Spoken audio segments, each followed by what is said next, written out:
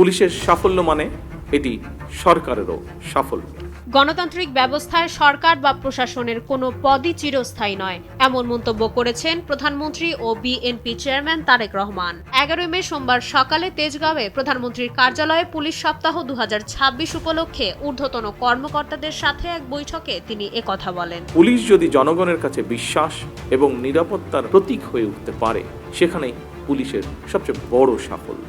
তারেক রহমান বলেন, সমৃদ্ধ ও নিরাপদ বাংলাদেশ গড়তে পুলিশকে পেশাদার মানসিকতা নিয়ে কাজ করতে হবে। পদোন্নতি বা পছন্দের জায়গায় পোস্টিং এর পেছনে না ছুটে অর্পিত দায়িত্ব যথাযথভাবে পালনের আহ্বান জানান তিনি স্পষ্ট করেন, অপরাধী যে দলেরই হোক না কেন তাদের ছাড় দেওয়া যাবে না। দুর্নীতির বিরুদ্ধে সরকারের জিরো টলারেন্স নীতির কথা মনে করিয়ে দিয়ে তিনি বলেন, পুলিশ কোনো ব্যক্তি বা দলের নয়, বরং তারা আইনের রক্ষক। মাদক, সন্ত্রাস ও দুর্নীতির বিরুদ্ধে আমাদের সরকারের অবস্থান পরিষ্কার।